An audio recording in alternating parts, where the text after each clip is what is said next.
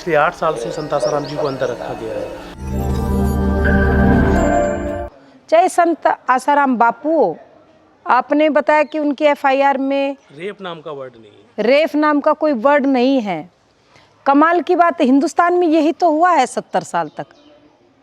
नाजायज कार्य, जबरदस्ती किसी को फंसाना, साधु संतों पर कीचड़ उछालना, साधु संतों को बदनाम करना, साधु संतों के चरित्र का हनन करना, ये 70 साल में हुआ है। मैं समझती हूँ कि आने वाले समय में और इस समय की सरकार को नज़रअंदाज नहीं करना चाहिए।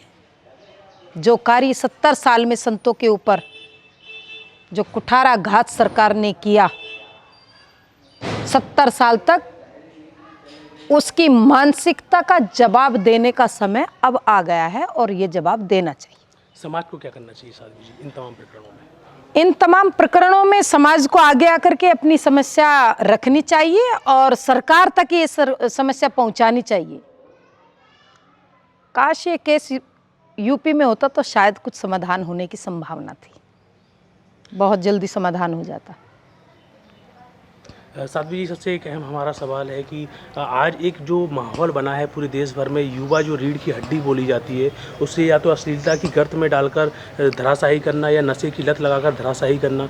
नारी शक्ति की बात होती है इस देश में, लेकिन नारी जिस तरीके से उसको एक अश्लीलता का एक अड्डा बनाकर उसको पेश किया जा रहा है उस समाज में, तो हमारा युवा कैसे बचाव होगा? हमारी युवा पीढ़ी का जिस तरीके से नारी को खिलवाड़ बनाया जा रहा है, आपको ऐसा नहीं लग रहा है कि नारी के एक सशक्तिकरण की एक तरफ बात की जाती है, वहीं पर एक नारी को मॉडल बनाकर उसका शोषण करने के लिए, युवाओं का शोषण करने के लिए पूरे समाज को किस तरीके से लपेटा जा रहा है?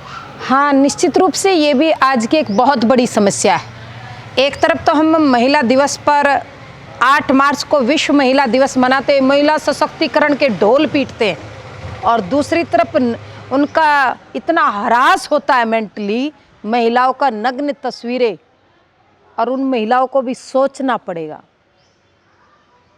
जो आज नग्नता का प्रचार कर रही। मेरी बहुत सारी महिलाओं से बात होती है, उनसे वो कहती खाली अंग प्रदर्शन हम नहीं करना चाहते, केवल पैसा कमाना उनकी मजबूरी हो सकती है, और इस बात को वो स्वीकार करती है। तो ऐसी विषम परिस्थितियों में ये तो हिंदुस्तान की संस्कृति और संस्कार खत्म करने का एक बहुत बड़ा षड्यंत्र हिंदुस्तान में चल रहा है।